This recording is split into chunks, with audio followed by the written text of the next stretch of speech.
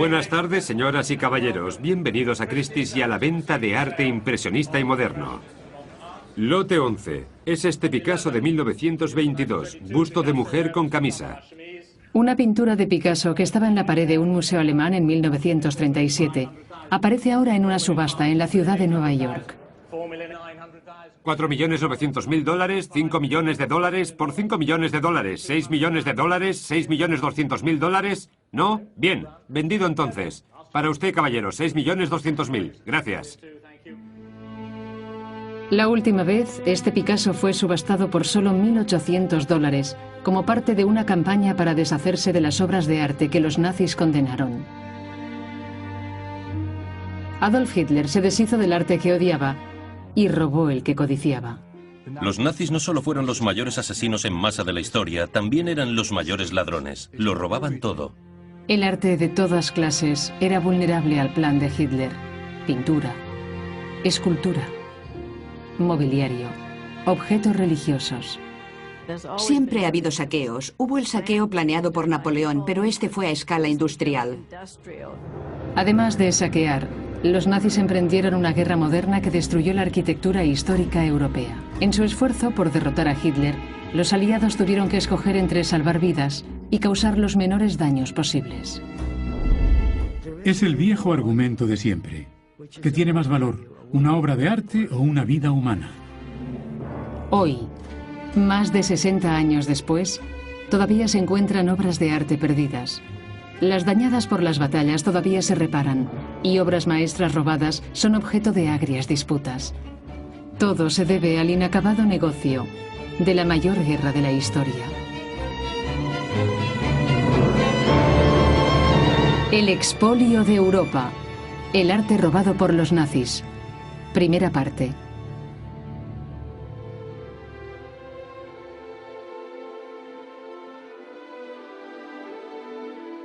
Esta pintura en Viena es su Mona Lisa, es su icono. Esta es una de las imágenes más importantes del arte austríaco del siglo XX. La pintura fue robada por los nazis durante la guerra. Hoy, el destino de El retrato de Adele Bloch-Bauer, de Gustav Klimt, todavía es incierto. La pintura puede verse en la Galería Nacional Austriaca de Viena. Pero es una de las muchas obras de arte cuya propiedad ha sido discutida desde que los nazis hicieron estragos en el mundo del arte. La mayoría de personas llaman a este icono vienés el retrato de oro. Pocos saben que es el retrato de una judía vienesa y un recuerdo de la comunidad judía que floreció aquí antes de la Segunda Guerra Mundial. Cuando los nazis ocuparon Austria, robaron el retrato de Klimt de este edificio, la casa de Ferdinand Bloch-Bauer, un importante judío coleccionista de arte. Los nazis requisaron la casa de Bloch-Bauer y los representantes de varios museos escogieron los cuadros, las porcelanas y las esculturas que querían en sus colecciones. Este es el documento en el que se ordena enviar el retrato de Adele Bloch-Bauer a la Galería Austriaca. Y al final del documento dice, lo firmó con Heil Hitler. Durante años, la sobrina de Adele Bloch-Bauer ha mantenido una batalla legal con el gobierno austriaco por la propiedad del retrato de su tía y otras 5 pinturas de Klimt que eran de su familia. Yo crecí con los cuadros. Por eso, cuando la gente me pregunta si los recuerdo, digo que sí. Porque cada domingo comíamos allí y los cuadros de Klimt estaban en la habitación de Adele. Mi tío encargó a Klimt el retrato de mi tía Adele. Adele y Ferdinand Bloch-Bauer eran los mecenas más importantes en el escenario del arte moderno de la vibrante Viena de antes de la guerra. A la ciudad venían artistas de todas partes para tomar parte en la revolución modernista. Mientras Klimt trabajaba en el retrato de Adele, 3 jóvenes artistas se matriculaban en la mejor academia de arte de Viena. Egon Schiele, y Oskar Kokoschka se convirtieron en grandes pintores modernos. El tercero era un desconocido joven de 18 años llamado Adolf Hitler. Schiele y Kokoschka fueron aceptados, pero Hitler no.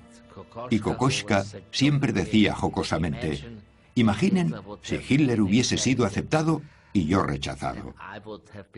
Yo habría gobernado el mundo de muy distinta forma y no habría hecho todo el daño que hizo por ser un mal pintor. En los sótanos del Centro de Historia Militar de la ciudad de Washington se almacenan varias pinturas nazis, entre ellas una de las primeras acuarelas de Adolf Hitler.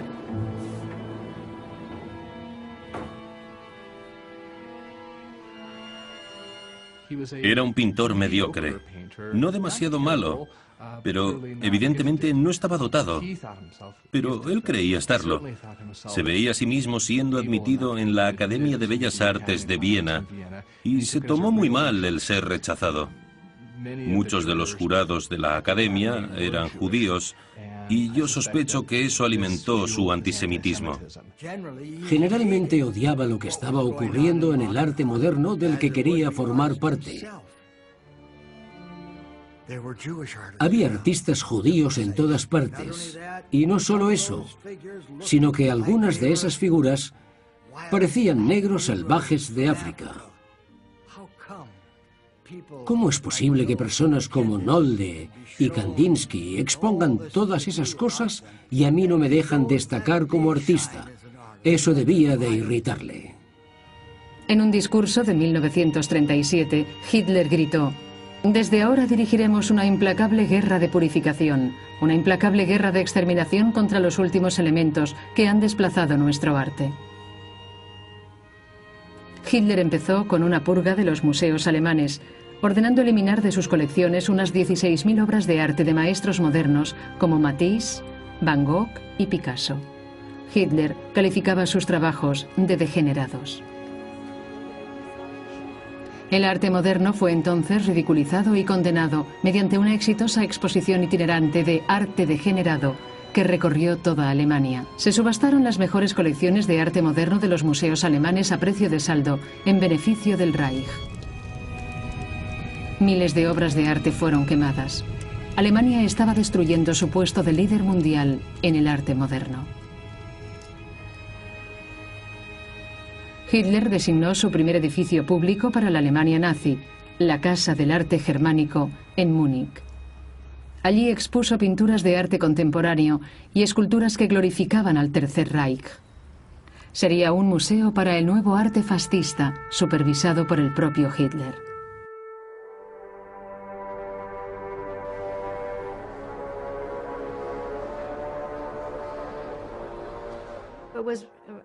Era muy anormal que un jefe de Estado se involucrara en materia de cultura.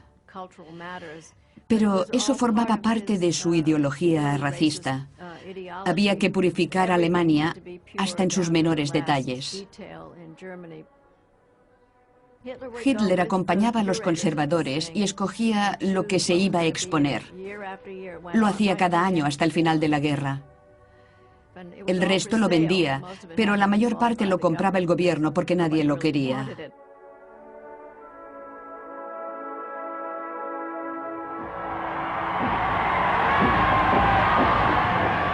Con la anexión de Austria en 1938, se organizó un saqueo de propiedades judías a gran escala. Incluso los líderes del partido alemán estaban sorprendidos del fervor antisemítico de los nazis austríacos. Los austríacos se presentan ahora como víctimas. Nunca fueron víctimas. Por supuesto, había quien estaba en contra, pero la mayoría le dispensó una bienvenida real. Todo cambió después del 11 de marzo. La vida era diferente, era una ciudad diferente.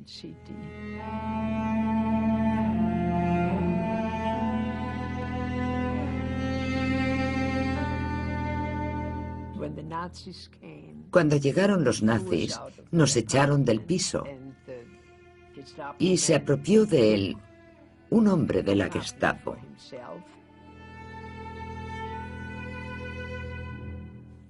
Salimos de Viena y en aquellos momentos ni siquiera podía pensar en lo que dejábamos atrás, porque solo pensábamos en salvar la vida. El retrato de la tía de María, Adele, pintado por Gustav Klimt, fue una de las cientos de obras de arte que la familia Bloch-Bauer abandonó cuando huyó de la Austria nazi. Luego, agentes de Hitler, Goering y otros oficiales nazis escogieron lo que querían y el resto de la colección, incluyendo los cuadros de Klimt, se dividió entre los museos estatales de Viena. Algunos fueron devueltos a la familia después de la guerra, pero las pinturas de Klimt todavía cuelgan en la Galería Nacional Austríaca. Creo que en general se acepta que esas pinturas simplemente pertenecen a Austria. Y tenemos prueba de ello. Está escrito en un documento. Está escrito en el testamento de Adele Bloch-Bauer. La tía de María murió en 1925 y dejó escrito un testamento de su puño y letra. En este testamento pide que su esposo ceda las pinturas a la Galería Austriaca después de su muerte. Pero por supuesto, lo que ocurrió fue que se las quitaron. Se las robaron los nazis antes de que muriera. El esposo de Adele escapó a Suiza en 1939 y murió en el exilio después de la guerra. Nunca recuperó los Klimts. Después de la guerra, los austríacos decidieron no devolver las pinturas basándose en una declaración del testamento de Adele Bloch-Bauer de 1923, según la cual tenían todos los derechos. Está muy claro que siempre tuvo en mente que esas pinturas acabaran en la Galería Austriaca. Estas pinturas pertenecen a un museo. El público tiene que verlas, pero no en Austria, donde las mantienen ocultas. Lo que me preocupa es la injusticia, que no admitan que no son suyas. Hoy, la lucha por el retrato de Adele Bloch-Bauer es una de las muchas disputas sin resolver provocadas por el saqueo de arte de los nazis.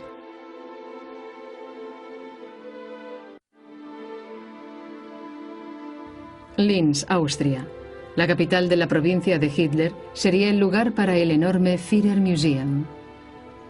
Hitler planeaba convertir Linz en la capital cultural de Europa. En base a los bocetos que dibujó en su juventud, ordenó a sus arquitectos que hicieran secretamente los planos para convertir esta ciudad industrial en una gran capital imperial.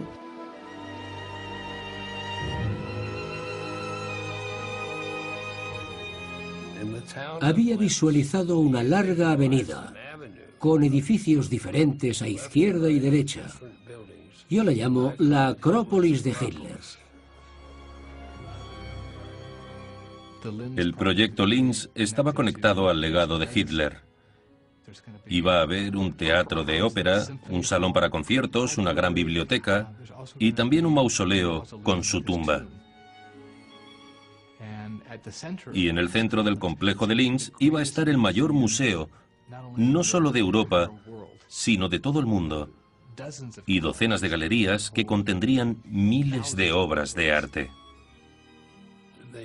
La colección era del Estado. Hitler creía que el Reich debía tener una gran colección de arte por prestigio, y sería de grandes proporciones. Por supuesto, pensaba comprar obras de arte, pero no tenía escrúpulos y también las robaba. El museo iba a ser creado con obras compradas y expoliadas. Cientos de obras de arte polacas estaban en la lista de las deseadas por Hitler, pero para los nazis no valía la pena robar el patrimonio eslavo-polaco, porque consideraban a los eslavos como a los judíos, subhumanos. Declararon degenerada la cultura polaca y destinada a ser destruida. En la capital, Varsovia, incluso la arquitectura histórica estaba en el punto de mira, particularmente el Castillo Real de Varsovia, hogar de los reyes polacos durante 6 siglos, sede del Parlamento y un tesoro de la cultura nacional.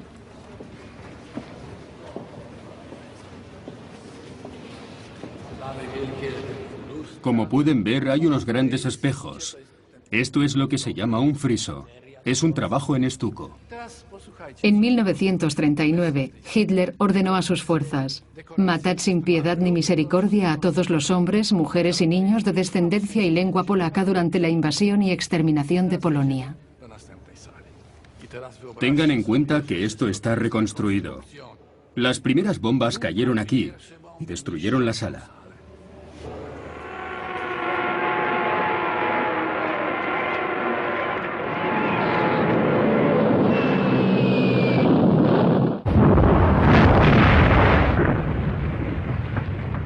Durante el ataque a Varsovia, Hitler ordenó personalmente que volaran el Castillo Real. Le habían hablado de un dicho que aseguraba que mientras el Castillo de Varsovia estuviera en pie, Polonia no estaría perdida. Dañada por los bombardeos y casi vacío de arte y mobiliario por los saqueadores nazis, el castillo aún se mantenía en pie cuando los alemanes se apoderaron de Varsovia. Pero conociendo el profundo apego de los polacos al castillo, los nazis abrieron agujeros en los cimientos y los llenaron de explosivos para crear una amenaza permanente de total destrucción. La segunda fase de la destrucción del castillo tuvo lugar después del levantamiento de Varsovia, que empezó el 1 de agosto de 1944. Después de años de opresión, el pueblo de Varsovia se alzó para recuperar su ciudad en manos de los nazis. La batalla más feroz, más larga, tuvo lugar aquí, en la ciudad antigua. Los alemanes aplastaron el levantamiento y mataron a 200.000 polacos. Los nazis ejecutaron su amenaza y detonaron las cargas de dinamita que habían colocado 4 años antes, y destruyeron totalmente el castillo de Varsovia.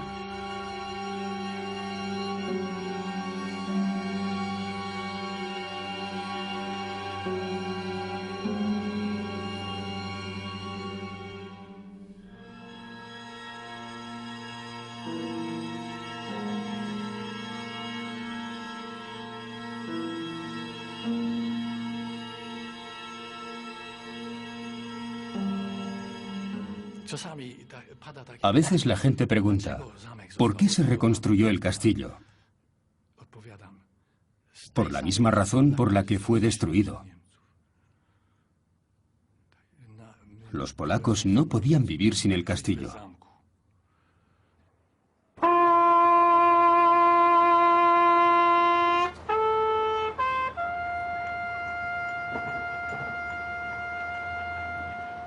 En Cracovia, el centro de la ciudad antigua fue respetado. Pero Cracovia albergaba las obras maestras más codiciadas por los nazis, y aquí empezó sistemáticamente el saqueo.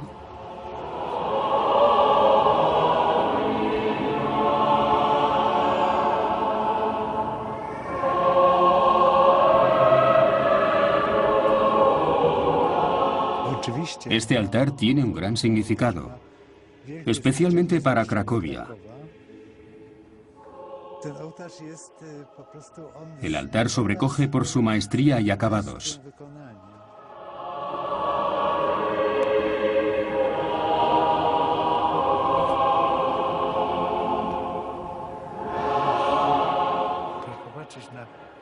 Miren esas figuras, los intrincados ropajes, sus distintivos rostros.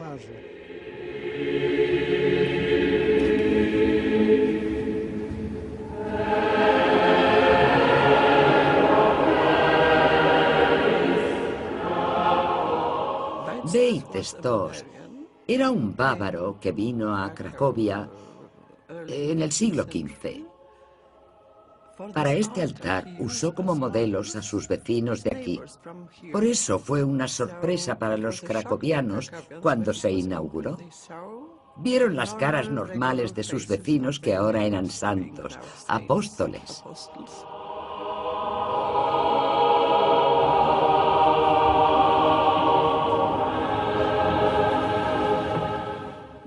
Los nazis creían que todas las obras de arte germánicas debían volver a la madre patria, y entre ellas estaba el altar de Veit Stoss.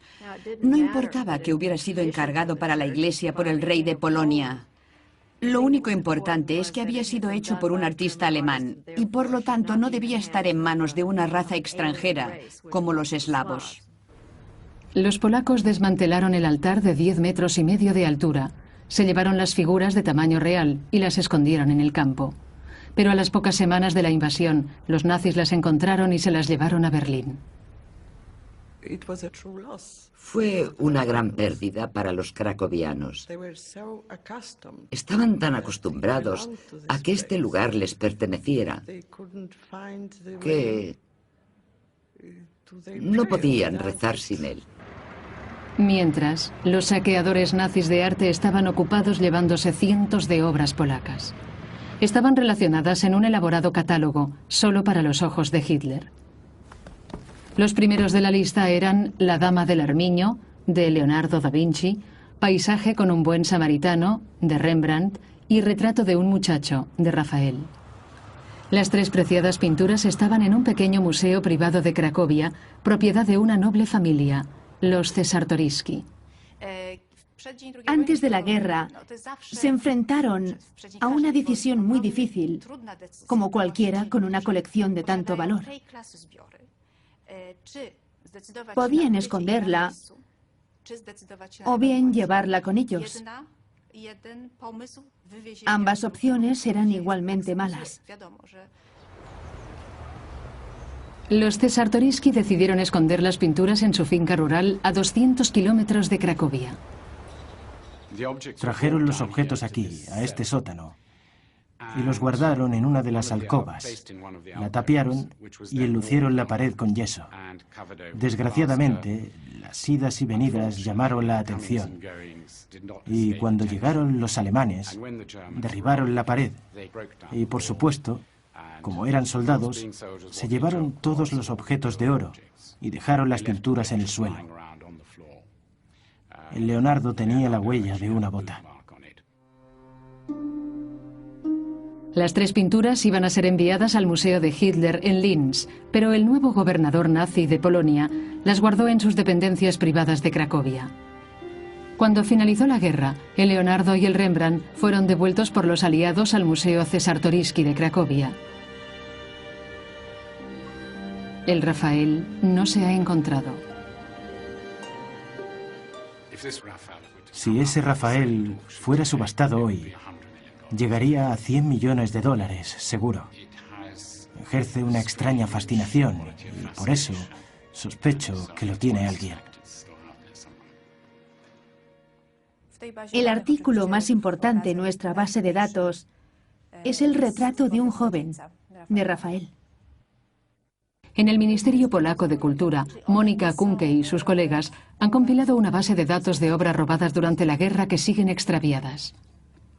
El programa contiene 59.000 artículos que se calculan son solo la 10ª parte de las pérdidas totales de Polonia. Hasta que recibamos información creíble, todo lo que podemos hacer es distribuir fotos de las pinturas y esperar. Y posiblemente tendremos que esperar otra generación, cuando la persona que tomó parte directa en el robo haya muerto y sus hijos, sus herederos, no sepan de dónde procede la pintura y decidan venderla. Entonces la pintura podría ver la luz del día. Así que lo único que podemos hacer es esperar.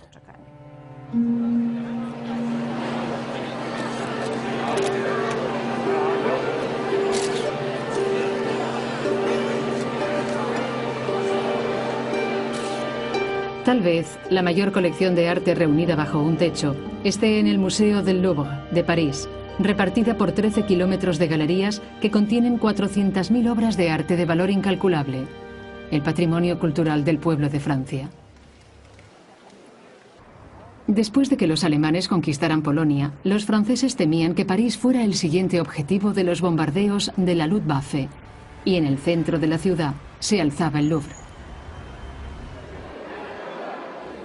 El personal del museo se reunió alrededor de la victoria alada de Samotracia, y el director dio la orden de trasladar los grandes tesoros del Louvre a los castillos de las afueras de París.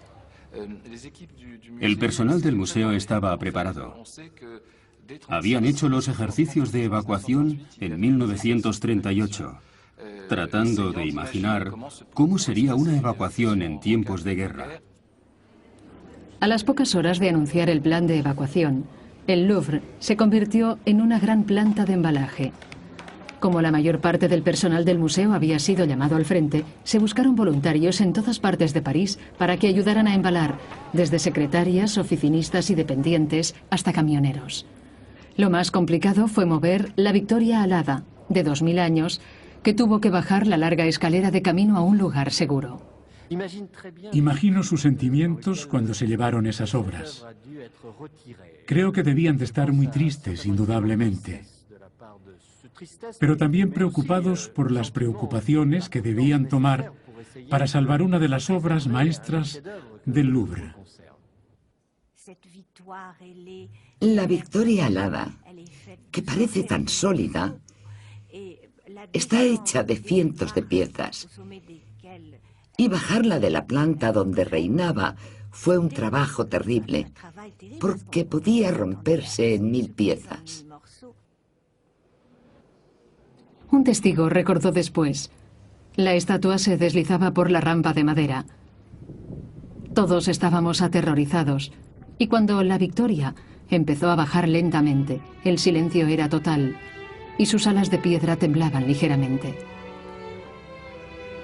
El conservador de la escultura se sentó en los peldaños de piedra murmurando: no la veré regresar.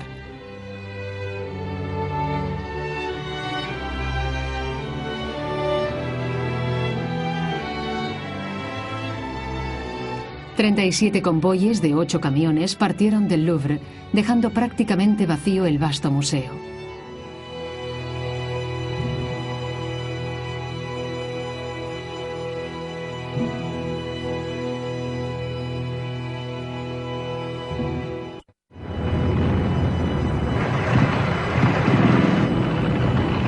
En mayo de 1940, el ejército alemán arrasó Bélgica, Luxemburgo, los Países Bajos y entró en Francia. Fue una conmoción para los franceses, que se habían preparado para los ataques aéreos, pero no para una invasión total de su país.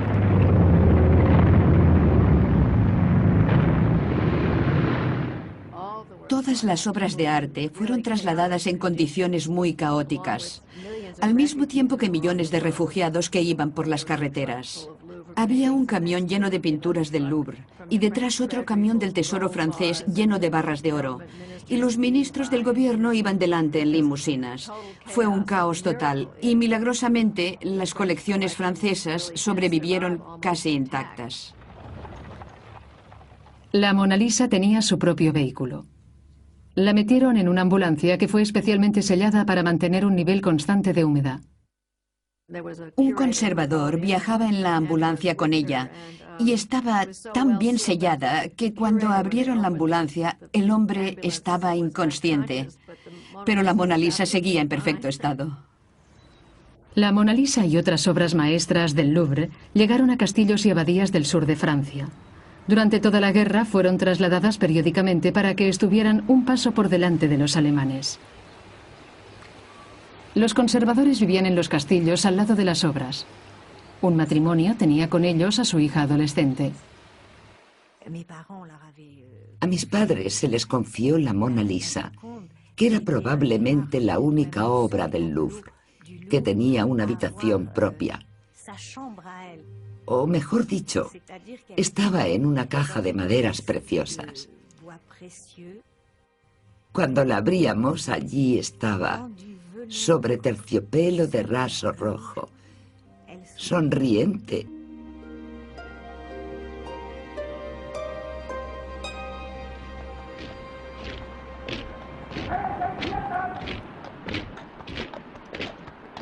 Seis semanas después de empezar la invasión, cayó Francia.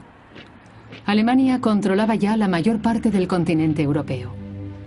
El día siguiente, a la rendición de Francia, Hitler voló de incógnito a París antes del amanecer, acompañado de su arquitecto, Albert Speer. Fue su primera y única visita a la ciudad. El Führer ha llegado a París al amanecer. Durante su viaje a la ciudad ha visitado la Madeleine.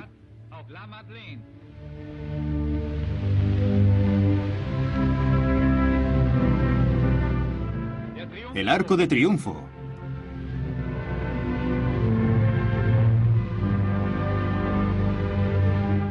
Y ha visto la Torre Eiffel. A la izquierda del Führer está el profesor Speer.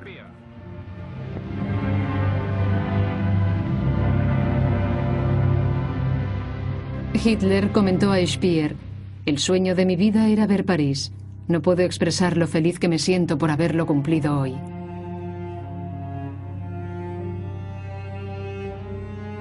Hitler dijo a Speer que a menudo había pensado en destruir París, pero en vez de eso, ordenó a su arquitecto que reconstruyera Berlín siguiendo sus grandiosos planes. Cuando estén completados, dijo, París será solo una sombra, y entonces, ¿para qué destruirla?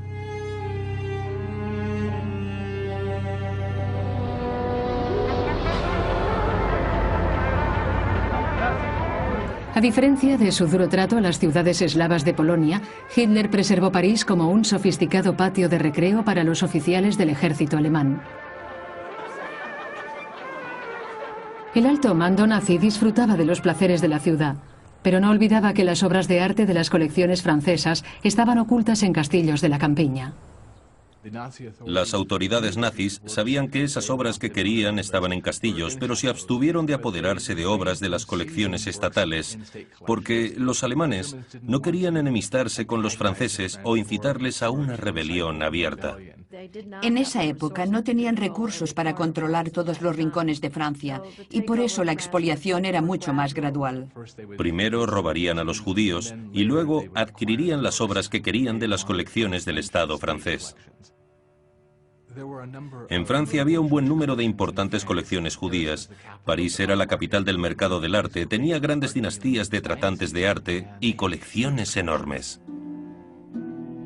Al mes de la ocupación nazi, equipos de la Gestapo arrasaron las galerías de los 15 marchantes de arte judíos.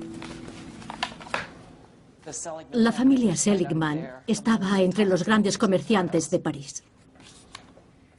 Esta foto es de mi padre, antes de la guerra, cuando fundó su empresa.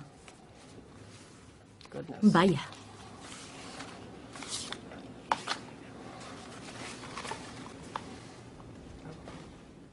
Mi padre estaba especializado en los maestros antiguos. Goering visitó la galería en 1938, antes de la guerra, y mi padre lo echó, porque sabía quién era Goering y qué intentaba hacer. Por consiguiente, esa fue la primera galería que saquearon durante la guerra. La cantidad de arte robado a los coleccionistas judíos era tan grande que requisaron el Museo Jeu de Paume en el centro de París para almacenarlo. La operación sería supervisada por el Destacamento Especial Antisemita, conocido como ERR. Los nazis se aseguraron de que todo pareciera legal. Según las nuevas leyes de ocupación, los judíos que habían huido o habían sido deportados a campos de concentración eran despojados de su ciudadanía. Los nazis pudieron declarar sus propiedades sin dueño y disponibles para la expropiación.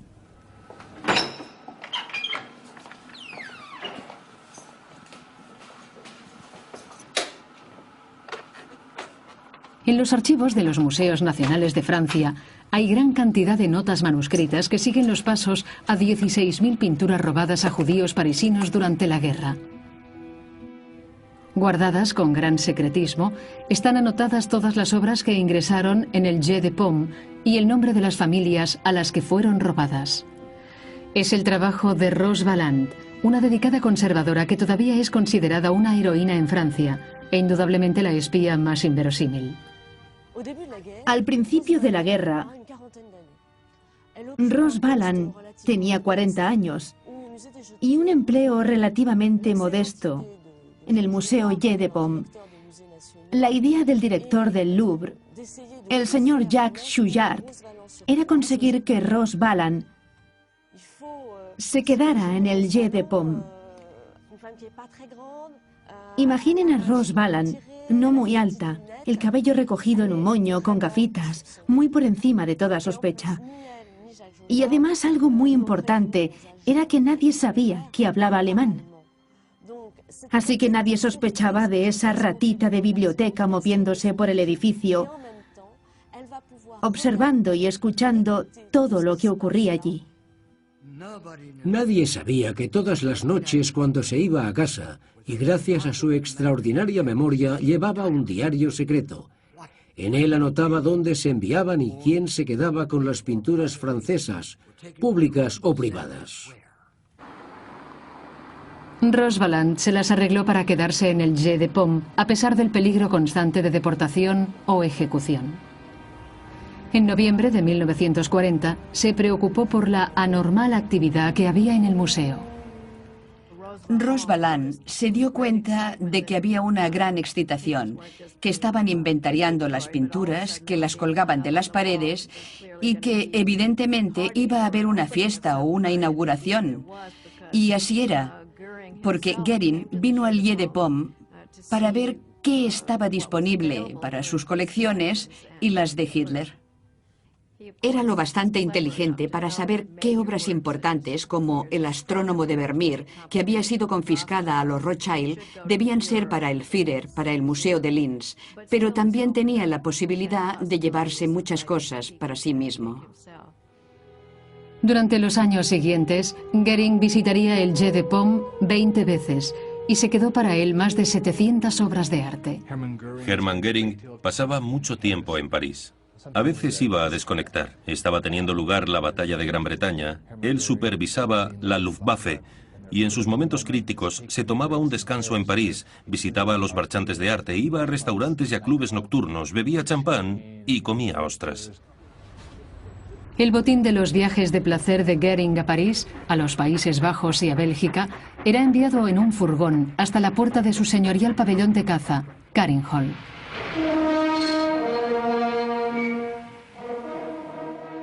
Carinhall era la propiedad rural de Goering, construida a las afueras de Berlín. También fue el depósito principal de su colección de arte. Empezó siendo como una cabaña de bosque y era muy acogedora. Tenía una chimenea grande y se había empleado mucha piedra en la construcción, pero fue aumentando gradualmente de tamaño. La redecoró y se convirtió en una casa opulenta y ostentosa. Le añadió grandes galerías, largos corredores con mármoles, tapices, alfombras, pinturas y esculturas. Hablamos de una colección que tenía unas 1.700 pinturas. En comparación, eso es mucho más de lo que hay en algunas galerías de arte europeo. La historiadora Nancy Yeadey está intentando recopilar el primer inventario completo de la colección de arte de Hermann Göring. Uno de los objetivos de Yeadey es localizar las pinturas de las que se apropió Göring y que desaparecieron después de la guerra, incluyendo una pequeña pintura de François Boucher robada a André Seligman, de París. Estábamos buscando ese Boucher y nos sorprendimos al encontrar una imagen en la web del Museo de Bellas Artes de Utah que correspondía al Boucher de Seligman. El Museo de Utah no tenía la menor idea de que era un cuadro confiscado y no restituido. Me enteré de que se había encontrado la pintura de Boucher por una mujer que vino a visitarme. Me dijo, hemos encontrado una pintura suya, está en un museo y están dispuestos a cooperar. Una pintura robada por los nazis y recuperada en Utah vuelve a su país. La historia en las noticias de las 2. El director ejecutivo del museo ha dicho que es un día importante. El registro de arte extraviado nos dio las pruebas de que no teníamos derecho a la propiedad.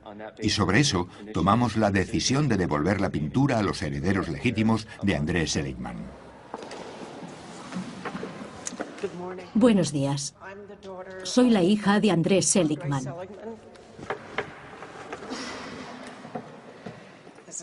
Es un día muy especial para mí.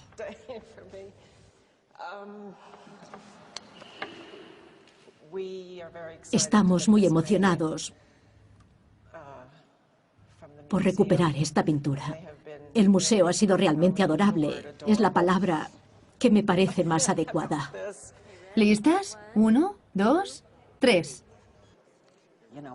Mi padre habría querido que yo tuviera esta pintura. Es una pena que no viva para ver esto. Estaba un poco triste cuando empecé a pensar en devolver la pintura. ha sido una pieza importante de nuestra exposición permanente, pero también veía la gran responsabilidad moral. No podemos restituir los millones de vidas que se perdieron, pero podemos devolver algo que fue robado, y nos devuelve algo de humanidad a todos nosotros. De la París ocupada continuaban saliendo hacia Alemania trenes atestados de obras robadas. Más de 22.000 artículos serían enviados al Reich. Pero el robo de Bellas Artes era solo el principio. La ERR emprendió un nuevo proyecto más radical. A partir de marzo de 1942, la ERR decidió iniciar la operación mobiliario, la Möbelaktion, saqueando totalmente los pisos que dejaban los judíos de la Europa occidental. El sindicato de transportistas parisinos fue obligado a suministrar 50 camiones y 1.200 obreros cada día para que ayudaran a realizar la operación. Este saqueo era algo nunca visto, porque era radical y porque se llevaron tanto los objetos valiosos como los que no valían nada. El objetivo era material, pero también se hacía con la intención de borrar un pueblo y su memoria.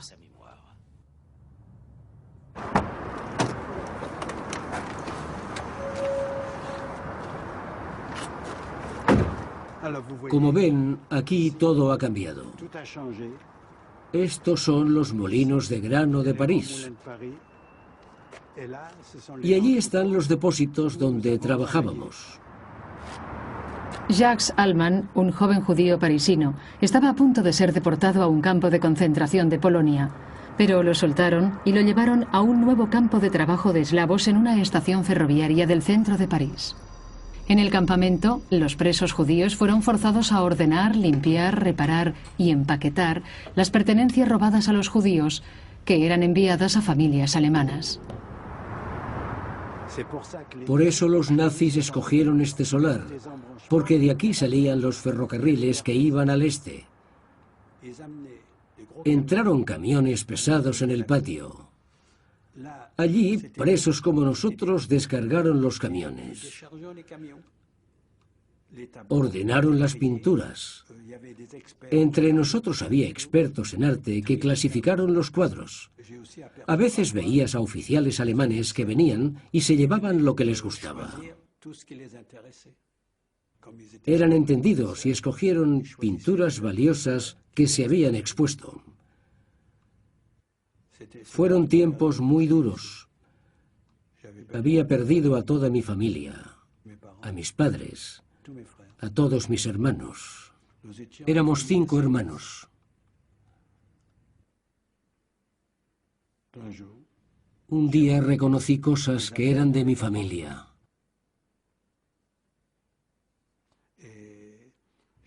Vi fotos. Vi nuestros muebles. Estaba conmocionado. Había maletas, así que cogí una y la llené de todas las fotos que pude. Guardé una de mi madre y de mi padre cuando eran jóvenes, incluso algunas de su boda en Praga. No tengo ninguna más.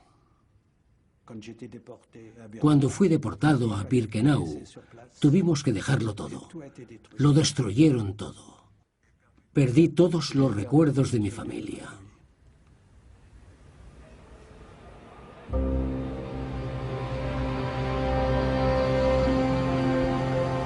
Salía un tren tras otro hacia el este. Muchos que llevaban judíos a los campos de concentración y otros les seguían cargados con sus propiedades y obras de arte.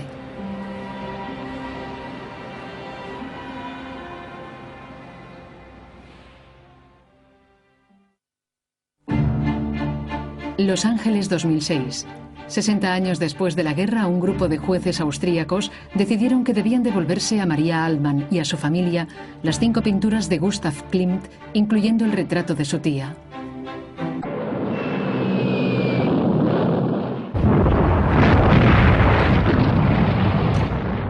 En el verano de 1941, Hitler tenía a Europa occidental bajo su firme control. Ahora miraba al este para expandir el imperio nazi aún más lejos. En un ataque sorpresa a la Unión Soviética, Hitler diseminó millones de soldados por un frente de 3.000 kilómetros.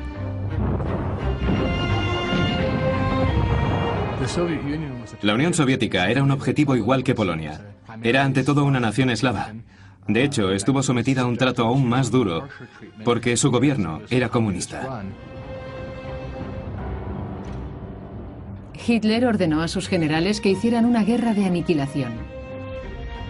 Era una campaña para arrasar las tierras que llegó hasta el centro del arte y la cultura rusos.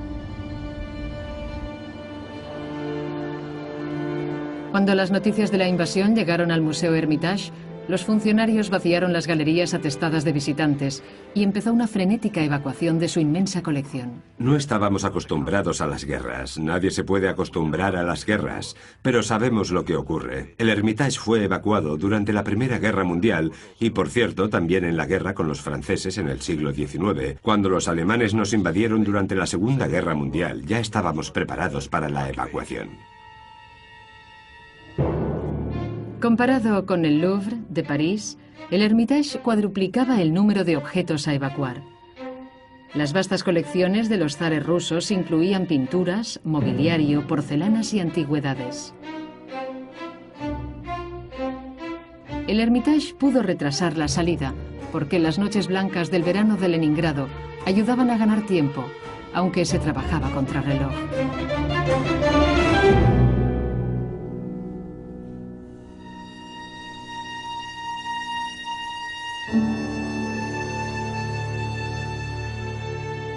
Al mes de la invasión, los trenes soviéticos habían transportado 1 millón de sus más preciados tesoros. Pero la mitad de las posesiones del museo seguían en peligro, porque las fuerzas nazis rodearon Leningrado unas semanas después. El enemigo estaba solo a 12 kilómetros del museo. Fue el principio del asedio a Leningrado, que duró 900 días.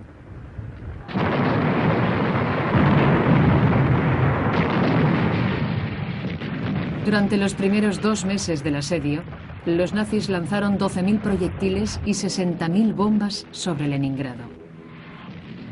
En octubre, Hitler ordenó a sus generales barrer la ciudad de la faz de la tierra.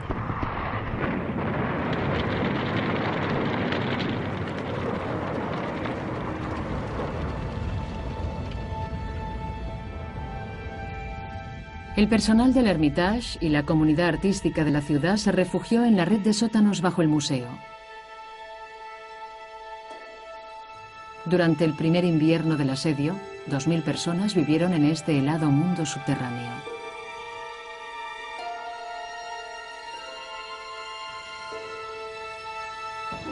En Leningrado se acabaron las reservas de combustible cuando los días empezaron a ser más cortos y fríos.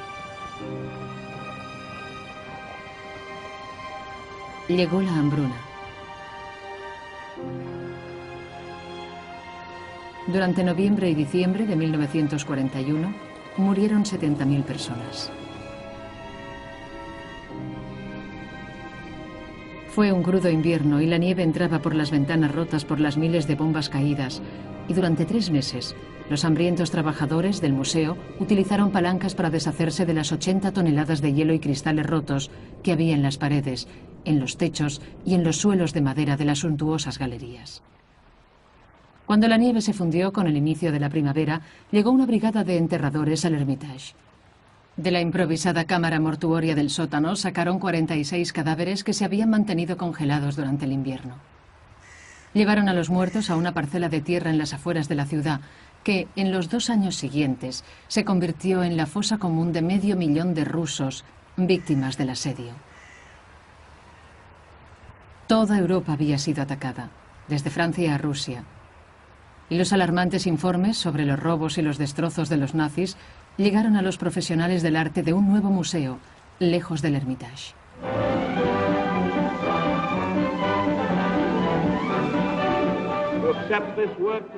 Ocuparnos hoy estas obras es confirmar el propósito del pueblo de Norteamérica de que la libertad del espíritu humano, que ha producido grandes obras de arte, no sea destruida.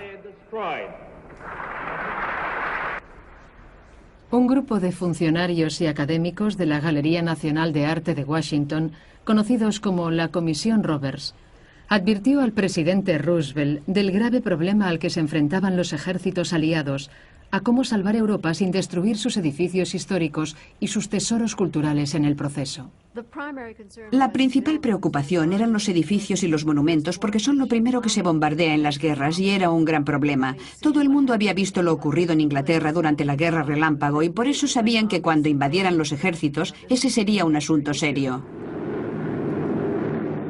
La primera invasión llegó en el verano de 1943, cuando Norteamérica y sus aliados occidentales lanzaron un ataque masivo contra las fuerzas de ocupación alemanas en el sur de Italia.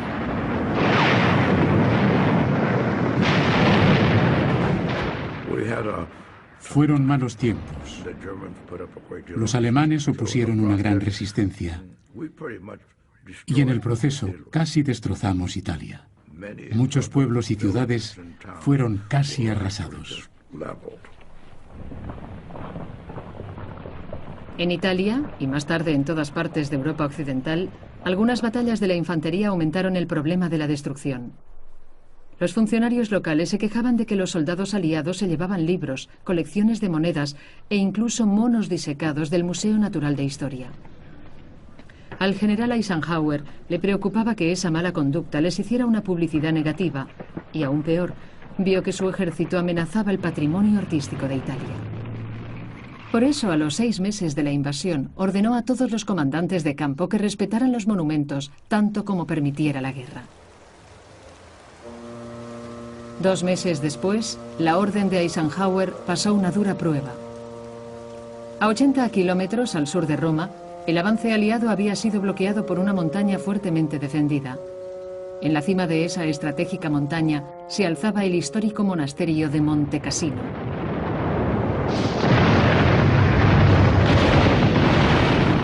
No me preocupaba el monasterio, sino la gente que intentaba matarme.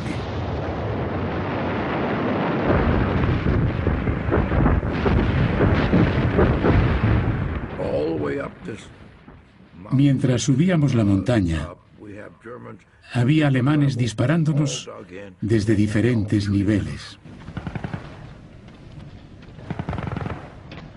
La batalla por controlar las montañas que rodean Monte Cassino se convirtió en un sangriento matadero. Los comandantes de campo aliados, que durante semanas habían evitado atacar el monasterio directamente, discutieron su destino. Y en Estados Unidos e Inglaterra, los padres protestaban porque no querían que sus hijos murieran por salvar un edificio. En el monasterio había 1.500 o 1.600 personas. Nos fuimos al monasterio porque estábamos seguros de que no lo bombardearían. Era un monumento histórico para nosotros, no era cualquier cosa, y no solo era nuestro, sino de todo el mundo. Desde el año 529, el monasterio ha sido ocupado por la Orden de los Monjes Benedictinos. Durante sus 1400 años de existencia, ha sido destruido por terremotos e invasores, y cada vez el gran complejo ha sido reconstruido de las cenizas de sus ruinas. Los comandantes aliados, esperando echar de una vez de la montaña al ejército alemán, decidieron bombardearlo.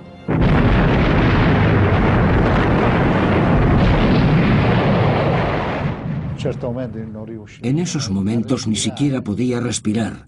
Gritábamos de terror, de desesperación, y los niños gritaban: «¡Mamá, mamá, mamá!».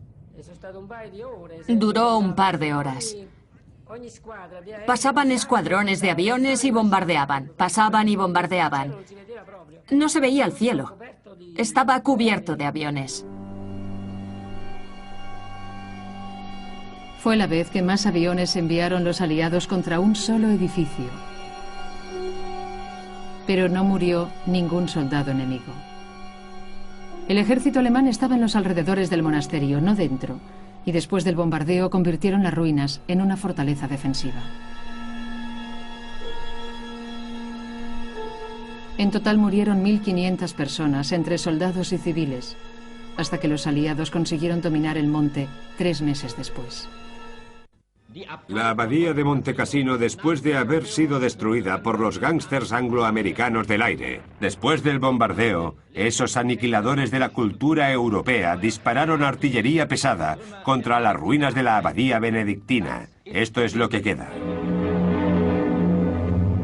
Desde entonces, cada bombardeo erróneo de los aliados fue anunciado a bombo y platillo en los noticieros y en panfletos con cabeceras como «La guerra contra el arte». El gobierno fascista italiano incluso lanzó una serie de sellos de correo que conmemoraban lo de Monte Cassino y otros monumentos históricos que habían sido destruidos por las bombas de los aliados. Por supuesto, la propaganda alemana e italiana se unían porque en Milán se habían dañado obras como La Última Cena, que casi se pierde porque cayó una bomba en el edificio donde estaba. En Roma cayeron algunas bombas y en San Lorenzo, una de las iglesias más famosas de Italia.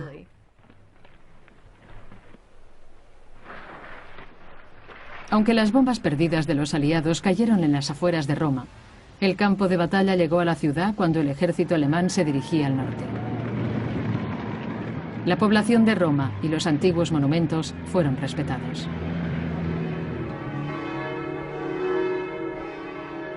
Pero después de Roma, tal vez no haya otra ciudad que preocupara más que Florencia, cuyos museos albergaban las magníficas colecciones de arte del Renacimiento italiano.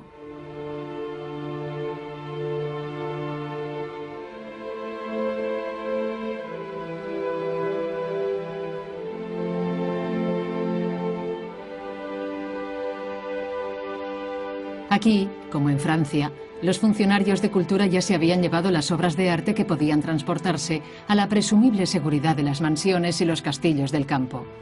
Pero la hermosa ciudad, sus puentes, sus palacios e iglesias renacentistas y sus esculturas públicas seguían siendo vulnerables cuando la guerra subió por la bota de Italia. Todo el mundo pensaba que una ciudad como Florencia, considerada una joya de arte y belleza, sería lo que llamaban una ciudad abierta y no sería afectada por la guerra. Pero las autoridades de la ciudad se temían lo peor. No estaban seguras de que los nazis rindieran Florencia sin lucha y movilizaron obreros para construir estructuras alrededor de las obras de arte públicas más importantes de la ciudad. Las cerámicas de la Robbia, que adornan el primer orfanato de Europa, fueron tapadas con cajones de madera.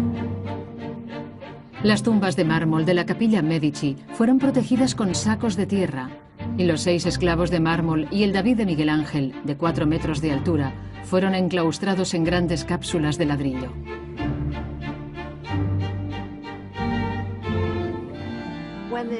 Cuando los aliados empezaron a bombardear Italia, Florencia era un problema de difícil solución porque tenía esos extraordinarios monumentos, pero era un importante centro ferroviario.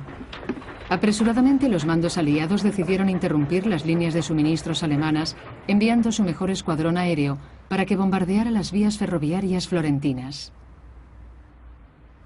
Por entonces, los consejeros de arte del ejército de la Comisión Roberts habían empezado a suministrar fotografías aéreas que señalaban a los pilotos y a los tripulantes los monumentos importantes a los que no debían disparar.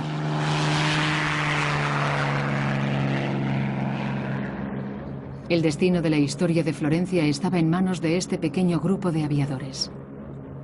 Cuando la formación sobrevoló la ciudad, la gran cúpula de la catedral estaba bajo la trayectoria de sus bombas. La tripulación contuvo la respiración, pero su carga cayó dentro de las vías.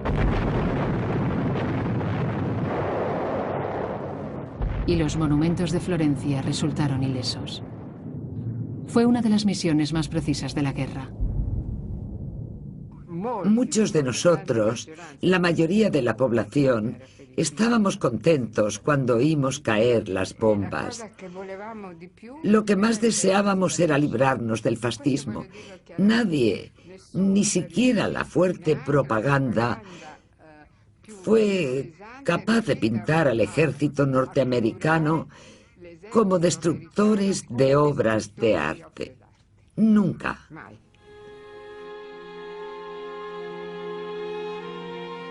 Por esa época, la Comisión Roberts había convencido al ejército para que llevara expertos en arte que estuvieran cerca del frente, para que pudieran salvar y proteger los monumentos y el arte.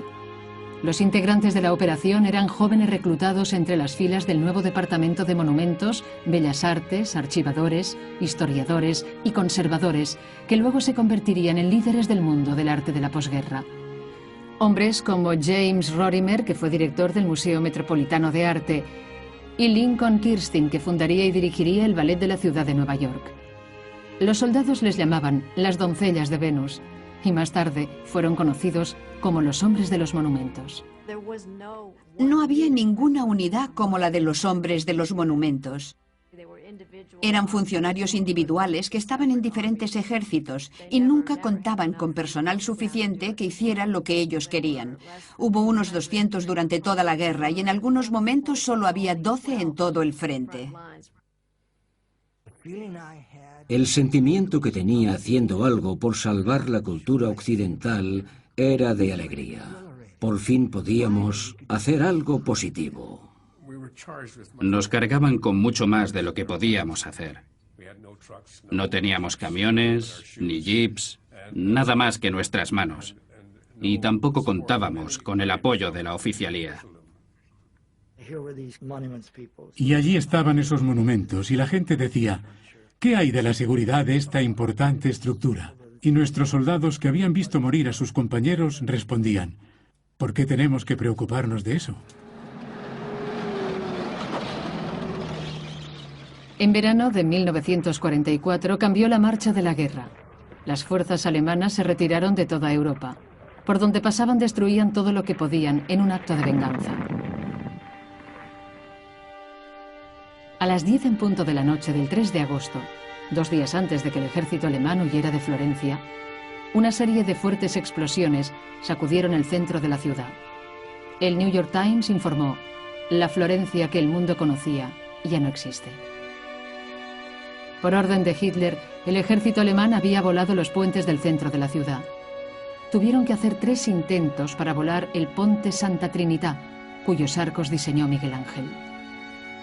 El Ponte Vecchio se salvó, pero miles de metros cuadrados de la antigua Florencia fueron demolidos en ambas orillas. Nunca lo habría imaginado. Cuando vi que el bello Ponte Santa Trinità estaba hecho pedazos, solté un grito de dolor. Lloré de pena. No solo volaron los puentes, sino también 2 torres de las calles principales que van desde el Ponte Vecchio hacia el interior de la ciudad. Eran unas torres medievales enormes, grandes, hermosas, y las derribaron. Casi desapareció la mitad de las mejores obras de arte de Florencia. Con un total desprecio por sus aliados italianos, el ejército alemán desvió un convoy de camiones desde el frente para llevarse las obras de Miguel Ángel, Botticelli, Rafael y todas las obras de arte que pudieron. Los alemanes embalaron las cosas de cualquier manera y las llevaron en camiones abiertos durante las batallas, a veces bajo la lluvia, solo cubiertas con paja. Es un milagro que sobrevivieran.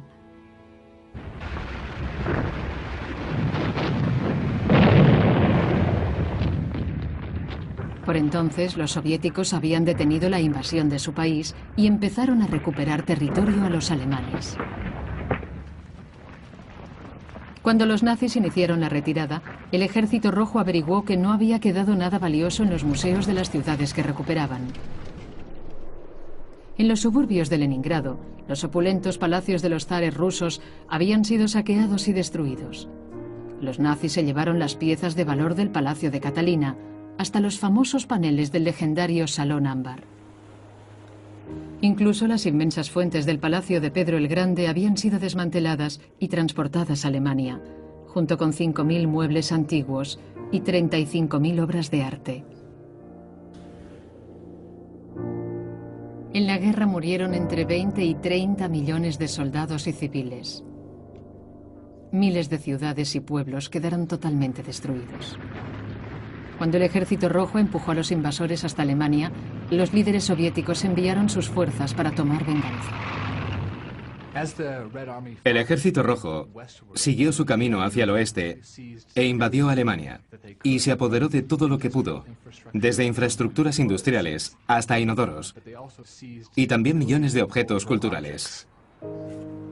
Stalin incluyó expertos en arte en las llamadas brigadas de trofeos para que devolvieran a Rusia el arte robado por los nazis.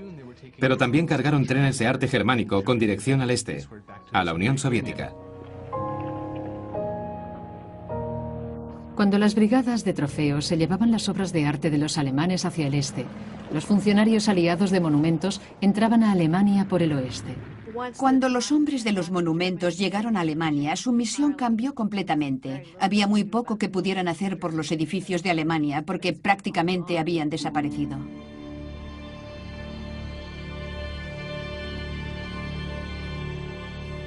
Durante meses, los bombardeos aliados habían atacado los centros industriales y urbanos de Alemania. Solo la Real Fuerza Aérea Británica había lanzado 1 millón de toneladas de bombas en territorio enemigo. Caminar por esas ciudades en ruinas era muy penoso.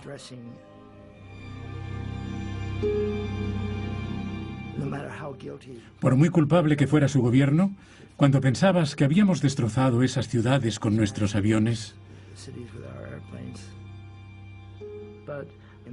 pero en la sección de Monumentos y Bellas Artes, intentábamos restaurar cualquier cosa que valiera la pena. Enfocaron su trabajo en la protección de obras de arte y mobiliario que encontraban ocultos en muchos lugares de Alemania. A cientos de kilómetros, en las tierras interiores de Alemania, almacenada entre refugiados que vivían miserablemente, los funcionarios de monumentos encontraron escondida la primera de las colecciones de los museos alemanes.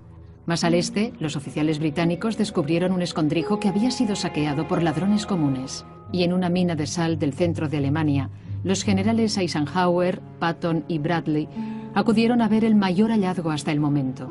Almacenado con el total de las reservas de oro del Tercer Reich, había 400 toneladas de obras de arte de los mejores museos de Berlín.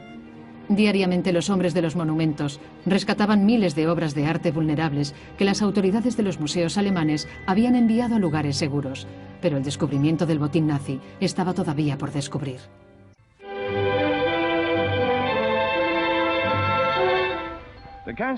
El castillo de Neuschwanstein albergaba gran parte de los tesoros robados por los nazis. No contentos con arrebatar a la gente su libertad y su vida, intentaron borrar los símbolos de su cultura. Aquí, lejos de las ruinas de las ciudades, los aliados encontraron finalmente la gran primera remesa de arte expoliada. El castillo de Neuschwanstein estaba abarrotado de piezas propiedad de los Rothschild y otros prominentes judíos de París. Había una habitación tras otra llenas de pinturas, menaje del hogar, porcelanas, plata. Los objetos que habían sido robados a las víctimas en Francia se contaban por millares. Allí estaban todas las cosas y los nombres de la gente que había anotado Ross Baland. En algunos casos, hasta los recibos de las compañías que las habían transportado. Había muchos, en paquetes prensados.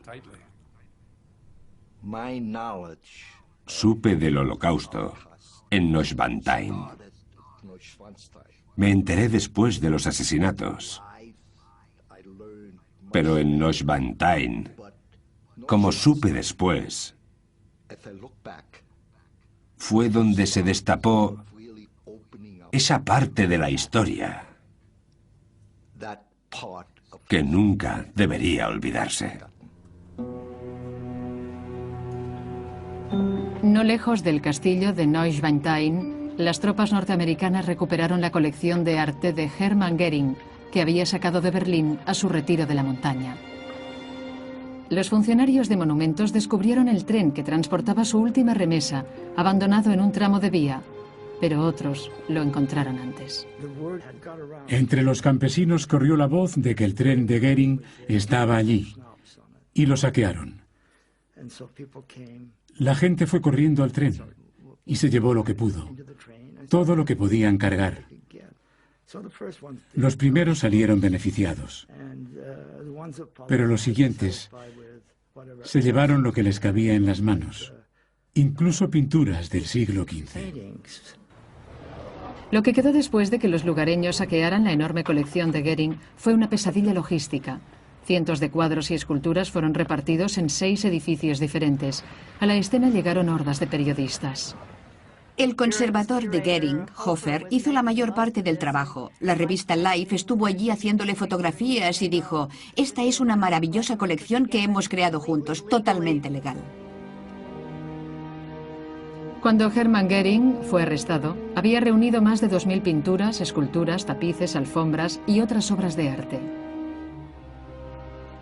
Su colección de arte aumentó 10 veces desde el comienzo de la guerra. Ahora estaba en manos de la División Aerotransportada 101.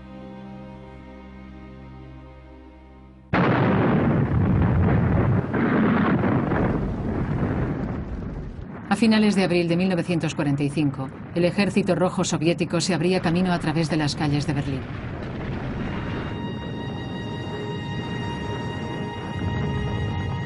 En las últimas semanas del Tercer Reich, oculto en un búnker subterráneo, Hitler pasaba cierto tiempo cada día obsesionado con su maqueta arquitectural para el proyecto Linz.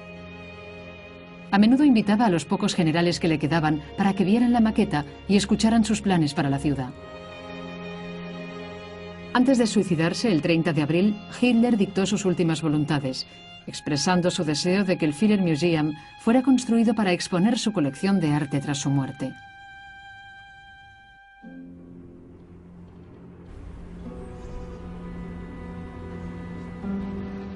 El día que los aliados declararon la victoria en Europa, el tercer ejército norteamericano llegó a un pequeño pueblo en la cima de los Alpes austríacos.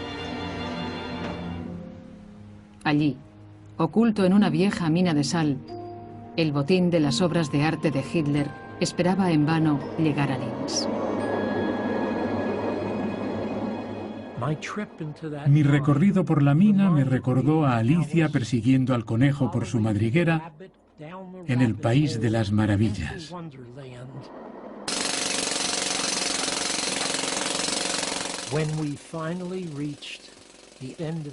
Cuando llegamos al final del recorrido, me encontré en una gran cueva, una caverna enorme, llena de obras de arte hasta la altura de 3 balcones.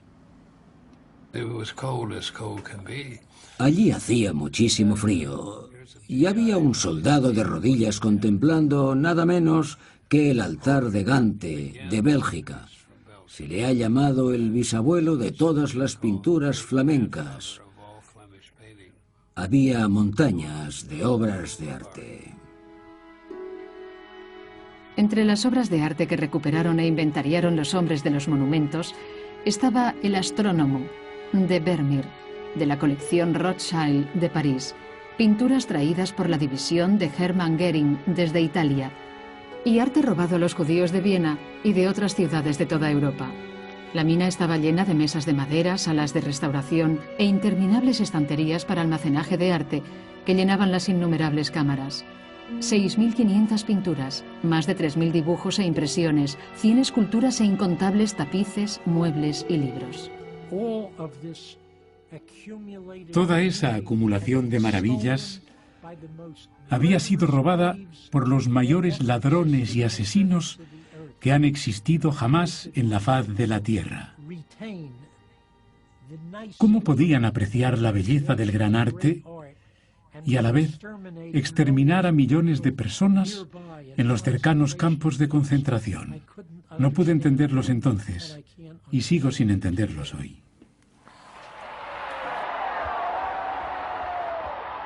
Por fin terminó la guerra. Después de 6 largos años y 50 millones de muertos, de alguna forma los supervivientes de todas las ciudades europeas encontraron la energía para celebrarlo. En Italia, el oficial de monumentos, Dean Keller, dio al pueblo de Florencia algo más que celebrar. En las cimas de los Alpes italianos, Keller encontró los tesoros robados a Florencia. Keller escoltó el tren que llevaba las pinturas de Rafael, Botticelli y Miguel Ángel de vuelta a Florencia. La expedición estaba valorada en 500 millones de los actuales euros y de su contenido se decía simplemente tesoros artísticos. Pero en la posguerra alemana, los hombres de los monumentos seguían siendo responsables del legado secular de la civilización occidental. Su principal tarea era reunirlo todo en la central de recogida. Cuando llegué a Múnich, la mayor parte de la ciudad había perdido sus tejados y todos los edificios estaban en ruinas. Pero extrañamente, un lugar que debería haber sido bombardeado seguía allí, la sede del partido nazi. Se convirtió en el punto de recogida. Tuve que prepararlo para recibir obras de arte a los 14 días. Y saber que iban a traer el altar de Gante y la Madonna de Brujas de Miguel Ángel me impresionó mucho. Tenía que estar todo listo para recibirlos. Al norte de Múnich, en la ciudad de Wiesbaden, los hombres de los monumentos montaron a tiempo otro punto de recogida para recibir su primera remesa importante. Llegaron 56 camiones en un periodo de 4 días, todos protegidos, con ametralladoras instaladas en transportes especiales. Había que inspeccionar cada objeto, catalogarlo, fotografiarlo y, en muchos casos, restaurarlo. A Múnich y Wiesbaden llegaron las colecciones de Adolf Hitler, Hermann Göring, de los museos nacionales de Alemania y Austria y todo el arte robado en Europa. En aquellos momentos, los 2 puntos de recogida llenos de tantos objetos eran los museos más grandes del mundo. Había 27 Rembrandts en la colección. 27 Rembrandts. Y un buen número de pinturas de Rubens, Botticelli, Masaccio, y la lista aumentaba, la Leda de Correggio. Era una maravilla. En la pared frontal de la oficina había un maravilloso Degas que se convirtió en mi pintura favorita de Degas. Solo por estar en esa oficina valía la pena servir en la Segunda Guerra Mundial. Había tanto que hacer que no tenías tiempo para disfrutarlos. La responsabilidad de tener esos objetos en nuestro cuidado nos hacía pensar. A veces nos preocupaba, pero teníamos que hacerlo. No había otra alternativa. No podíamos negarnos a hacer nuestro trabajo. El ejército quería deshacerse de las obras de arte lo antes posible y ordenó a los puntos de recogida que pasaran la responsabilidad de ocuparse de ellas a las autoridades de los gobiernos de los países donde habían sido robadas. Se enviaron grandes remesas desde Neuschwanstein a Francia. Las pinturas robadas en Italia volvieron al país. Y la Dama del Armiño, de Leonardo da Vinci, regresó a Cracovia, junto con el altar Beit Stos y 27 vagones de tren llenos de otros tesoros polacos. Era como pasar una película hacia atrás. Todos los trenes cargados que habían salido hacia las minas de Alemania empezaban a regresar. Pero en los puntos de recogida todavía quedaban objetos que no habían sido reclamados por sus propietarios, que tal vez no habían sobrevivido. Elaboradas menorás, cálices de plata, coronas de las Torá y otros objetos preciosos robados a las comunidades judías diezmadas. Teníamos una sala llena de torás, unas sobre otras, amontonadas. En esos momentos ya se sabía lo que había ocurrido en los campos de concentración. Lo sabíamos, y no podías pasar por esa habitación sin estremecerte pensando en la gente que había muerto, mientras esas torás llegaban a nuestras dependencias. Finalmente, las torás y los objetos de arte religioso fueron enviados a museos y bibliotecas judías de todo el mundo. Cuando los puntos de recogida cerraron, en 1951, los hombres de los monumentos habían procesado y restaurado millones de artículos del patrimonio artístico de Europa que habían sobrevivido. Pero a pesar de esos logros, hoy, más de medio siglo después, todavía sigue sin resolverse el tema del expolio de cultura cometido durante la Segunda Guerra Mundial. Cerca de Nuremberg, Alemania, el historiador Ralf Rosmeisel trabaja para honrar y restaurar lo que ha quedado de la olvidada cultura judía, que una vez floreció en esta zona. Mi trabajo consiste en buscar, encontrar y devolver lo que fue robado. En las sinagogas abandonadas, como esta de Kronheim, Rosmeisel busca evidencias de cómo vivían aquí los judíos. Estamos en una buhardilla de 1816. Y aquí se guardaban los textos hebraicos, que, por supuesto, no se sacaron durante la época nazi. Como cristiano, creo que esforzarse en devolverlos es una buena acción. Hace poco, Rosmeisel ha adquirido una colección de coronas de plata de las Torás que han pasado secretamente por varias manos desde la guerra. Estos son rimonim, ornamentos para el atril de la Torá. Son pequeñas coronas que se ponen encima y tienen unas campanillas. Rosmeisel intenta encontrar familiares supervivientes de los propietarios originales.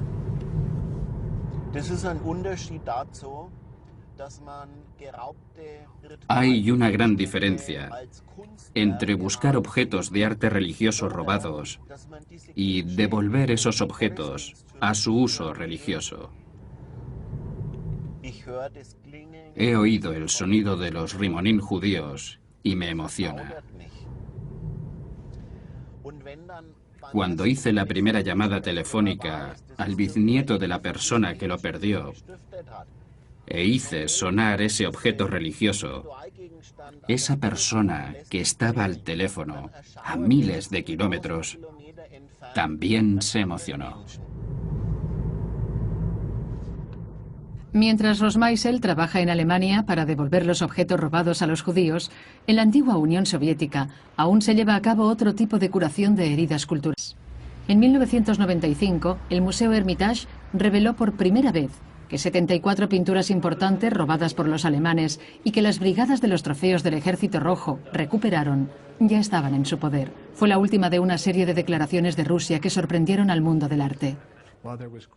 Aunque produjo una gran excitación por las revelaciones concernientes a la Brigada de los Trofeos, se acusó a los soviéticos y a los rusos, aduciendo que habían robado esos objetos culturales. Las autoridades soviéticas empezaron en 1949 a devolver 1,5 millones de obras de arte, la mayoría a los países del bloque oriental, como Polonia y Alemania del Este. Pero las devoluciones dejaron de hacerse a principios de los 60.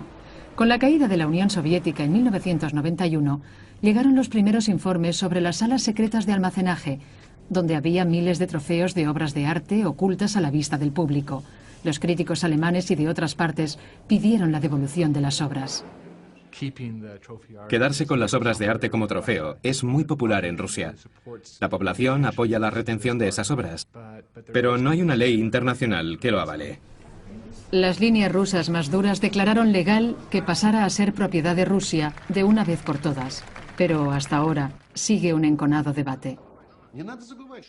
No olviden que Alemania inició las dos guerras mundiales. Alemania fue la instigadora. Solo Leningrado perdió 1 millón de ciudadanos durante el asedio. Después de eso, pedir que devolvamos cualquier cosa, en mi opinión, es inmoral. Esto siempre ha sido una carta política para los nacionalistas extremistas. Mi posición es sencilla. Tenemos que encontrar una solución civilizada.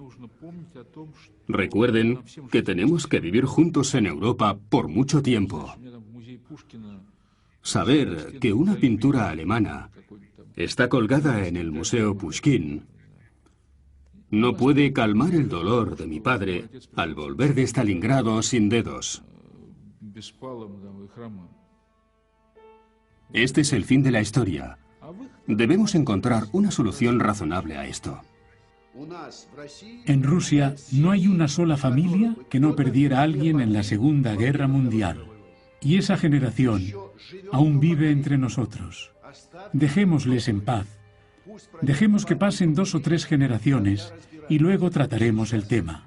Ahora es imposible resolver este problema sin que lloren amargamente.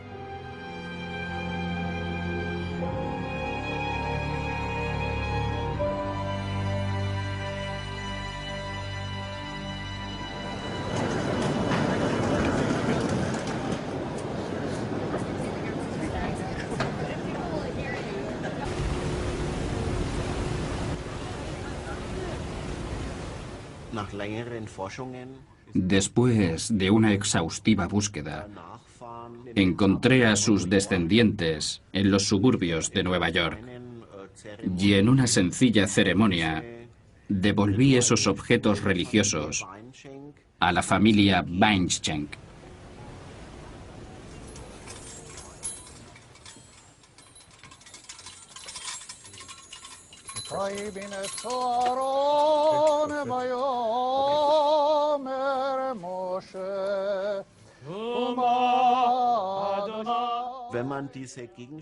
Cuando vuelves a oír el sonido de esos objetos, aunque no soy judío, se me llenan los ojos de lágrimas, igual que a ellos.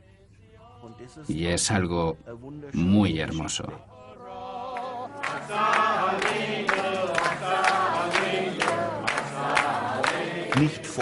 No es por investigar la historia del arte, ni porque sean de plata, sino por la vida que hay otra vez a su alrededor. Las campanillas suenan en el corazón de la gente.